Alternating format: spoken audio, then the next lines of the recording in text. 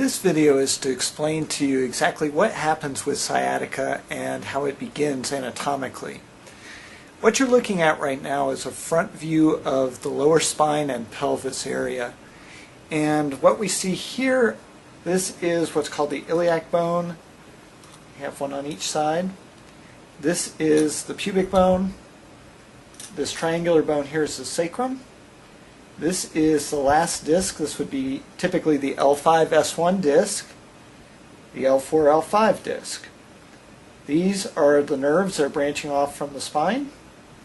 And you'll see that there's a big nerve down in here, and that is what's called the sciatic nerve. The sciatic nerve, as you can see, is made up of branches of several other nerves that come off in the lower spine. The ones that are of most note in terms of sciatica are these last two nerves that branch off from the lumbar spine. And you'll see that those two nerves join together and then form part of the sciatic nerve on each side.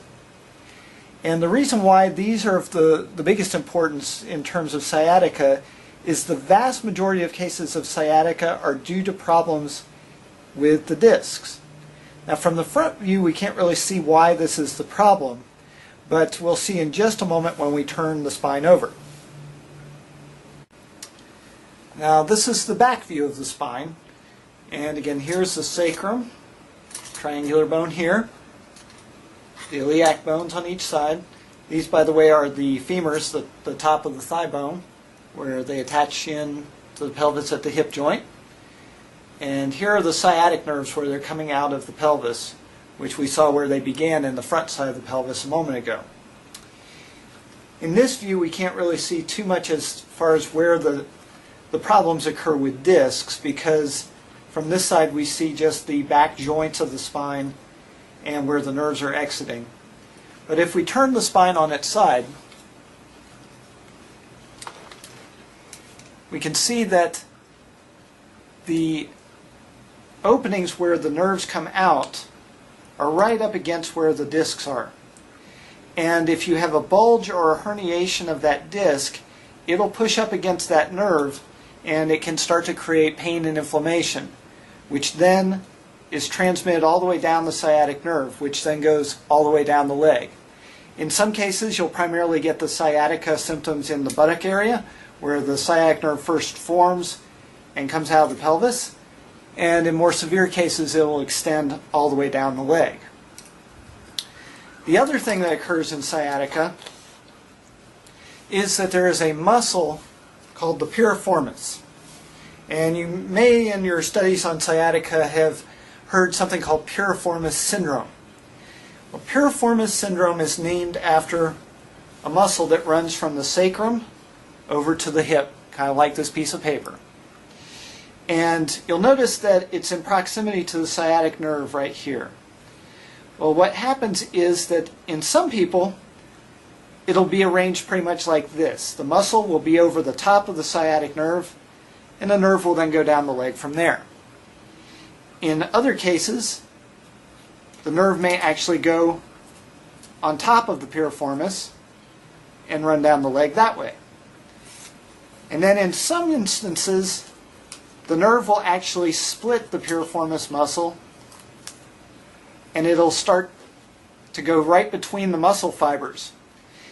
In this orientation of the nerve, what will happen in some cases is if you get tightness of the piriformis muscle, it will actually squeeze on the sciatic nerve and cause true sciatica that way by actually irritating the sciatic nerve. In the other arrangements of the piriformis, the muscle itself can develop knots of contraction that cause a referred pain that is very similar to sciatica. It will also run down the leg, but it's not a true nerve irritation, it's actually a referred pain. In either case, this is usually referred to as piriformis syndrome.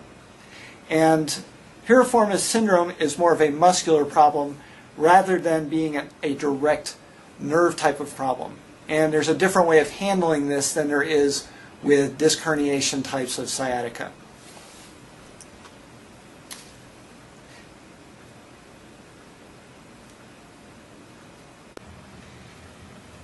This is to give you a little better idea of what happens with the disc and its impingement on the nerve, which then results in sciatica.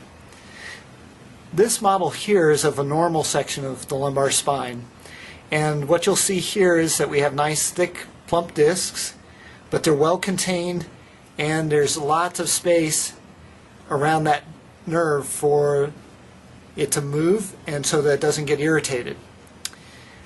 This model over here shows a degenerated piece of spine, and it also shows a disc herniation. That's that red swollen area right there. And as you can see, that disc herniation is actually pushing up against that nerve, and it's actually narrowing the opening for that nerve to come out. And so it's this actual mechanical pressure on the nerve, plus you'll get swelling and inflammation around that area that also creates pressure. And those combined forces create a lot of pressure on that nerve root where it comes off the spine and creates a lot of irritation, which then translates into the pain that we call sciatica. We're going to be talking a little bit more about how a normal spine goes from this to this degenerated phase in a later video, but for now just realize that it's the disc and or swelling pressure on the nerve that then irritates it and causes the pain, which, if this is one of those lower two nerve roots we talked about earlier, that feeds into the sciatic nerve and you'll feel the pain in the buttock and or all the way down the leg.